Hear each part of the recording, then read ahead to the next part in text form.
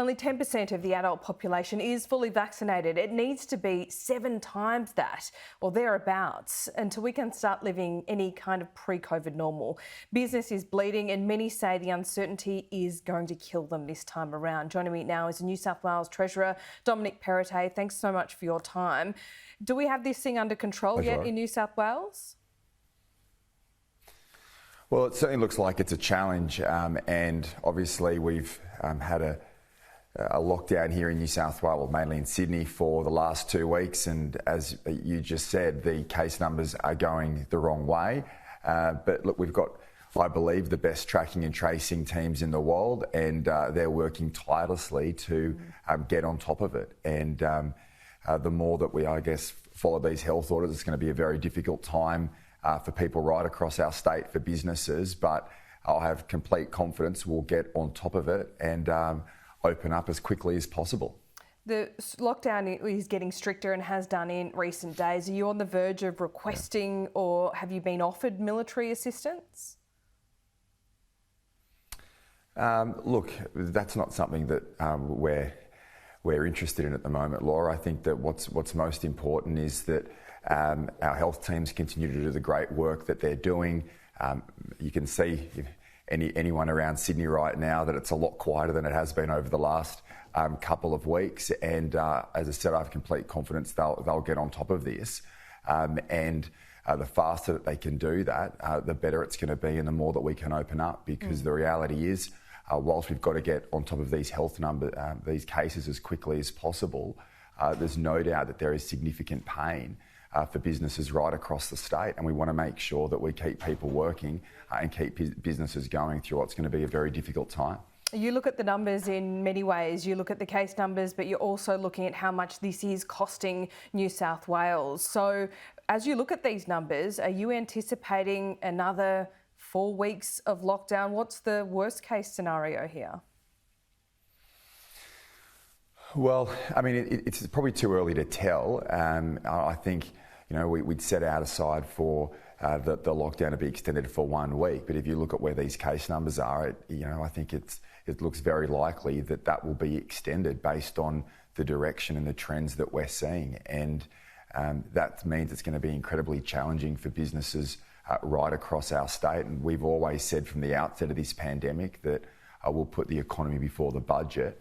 We've had a very difficult 18 months, but we've come out of that stronger on the other side. And I think we'll get through this period. I think the difference from this year to last year, though, Laura, is that last year there didn't seem to be any light at the end of the tunnel, whereas I think now that the vaccine program is rolling out across the state, that gives hope that this will hopefully be the last time we have to go through this. Okay, so as Treasurer, you're more optimistic this time around than you were last year. Last year was very expensive indeed for your budget, but we now are once again in a situation where many people are unable to generate an income because of the lockdown. Is the government's support on offer at the moment, both state and federal, enough?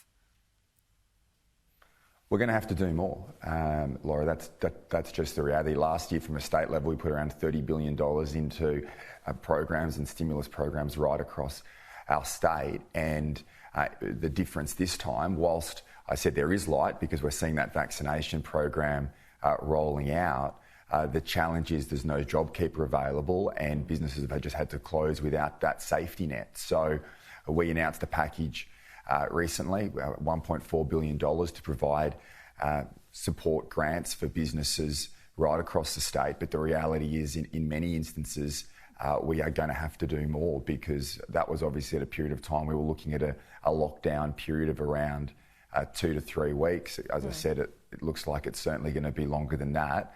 We're currently working on another package to complement what we've already put there and continue constructive discussions with the Commonwealth government about any support that they might be able to offer our businesses. Ultimately, our budgets down the track are going to be in better shape if we keep people in jobs and keep businesses going, and that's what we're going to do. Okay, so the federal government hasn't closed the door on support. We saw that from Scott Morrison. The National Cabinet agreement was that the states look after business, the federal government looks after individuals, but is that on the cusp of changing? Have you lobbied the federal government to bring back some kind of mini JobKeeper? Is that what we're talking about here? Well, look, they're the discussions that I've been having and the Premier's been having with the Prime Minister and the Federal Treasurer. But ultimately, you know, we're kind of on the clock in my view. We've announced our first package 10 days ago, and we're going to be announcing another package in the coming days because whether it's federal support or state support, what's most important to me is that we look after our businesses and look after our workers. And that's where my focus is going to be in the preparation of these packages. And we'll look at innovative ways of doing things. Obviously, from a state and federal perspective, it makes a lot more sense for the federal government to be looking after individuals and for the states to be looking after business support because they're the platforms that we have readily available to us. But what I can assure business leaders and those in work across our state is that from the New South Wales government perspective, we've got your back and we're going to invest as much as we can to keep as many businesses going and as many people in work. And we're not very, you know, I'm not that concerned about what that dollar figure is. Okay, so that's clear then. You say we're on the clock, so we've got to see this money come sooner rather than later. You say there'll be an announcement in the next couple of days. What? Because grants are great and they have worked, but they're not as quick as some kind of wage subsidy. Could you envision a situation where the federal government administers some kind of JobKeeper, but you pay for it? We've been in discussions with them about using some of their platforms if we were to go into a space of looking after individuals. As you said earlier, the discussions and the agreement that had been reached at National Cabinet some time back in circumstances where states might find themselves in a period of lockdown, that the states would look after businesses and the federal government individuals. But I'm working through that at the moment, continue to have discussions with the Commonwealth government, and we will put as much financial support in as possible. We need businesses to have the cash flow, the certainty that they need to get them through this. We've been working closely with the banks who have made sure that that support's available and there won't be any foreclosures on businesses during this period of time. But there are other issues as well that we've got to look at in terms of rent relief and support for business, for particularly retailers who are doing it tough. I mean, the challenge here is overnight we've had so many businesses right across our state close, and the success of JobKeeper was that it kept that connection, that nexus between the worker and the business, and we want to make sure that continues and that we really keep that unemployment rate down. Over the last 18 months, Laura, we lost 270,000 jobs in this pandemic. We've recovered every single one of them and tens of thousands more. So the success of our policies in the past, working closely with the Commonwealth government, has kept people in jobs, has kept businesses going. And we can't lose sight of that as we come close to the end of this period of time when, as I said, the vaccine rollout's ramping up. You can see the light at the end of the tunnel. This is a hurdle for our state, but we're going to get through it.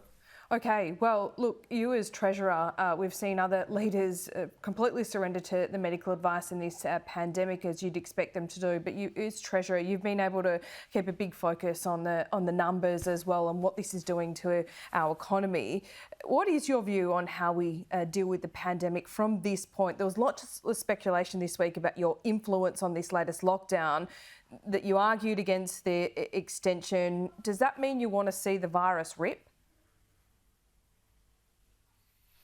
No, certainly not. But I think we need to be having the discussion that Australia is in a unique position than arguably anywhere else in the world outside of New Zealand, in the fact that we are going to be letting COVID into the country. And I saw Dan Andrews' comments recently, and I think he's 100% right, where he says we've got to get to a point in time where those who want to have a vaccine get access to one. And at that point, we've got to open up our society and have the freedoms that we had operating prior to the pandemic. And you can even see in the UK now, where they've got a much higher vaccination rate, COVID is not going away. There are still people who are obviously catching the disease, and there are people ending up in hospital. Now, obviously, with higher vaccination rates, that protects our community and keeps people safe, and that's incredibly important. Yeah. But even then, you ask it what the future looks like in the world over the next 12 months and beyond. We are not going to eliminate COVID from society, and we do have to live alongside it. I know people find that an uncomfortable thing to accept, but that's just the reality. And yes, we need to get the vaccination rate up. The discussions I have with our health teams and the work that they're obviously conducting with the Commonwealth government is that there's a lot of optimism in terms of that program ramping up. But at some point in time, we will be opening in the international borders. We can't be living here on the other side of the world as a backwater. These are challenging and difficult conversations, but it's unsustainable to be in a position where we're going to live in a world of lockdowns inevitably as different strains and mutations of this virus occur. Just quickly before we let you go, we will see the numbers at 11 o'clock today, but do you have any idea where they will sit? You expect them to be higher? Well, I expect them to be obviously in the vicinity that they are at the moment, and I think you've certainly seen around Sydney particularly that people are following those health orders, are staying at home. That should lead to a reduction in numbers, and the faster they come down, the quicker we open up. Fingers crossed. Dominic Perrottet, thanks so much for your time. Thanks, Laura.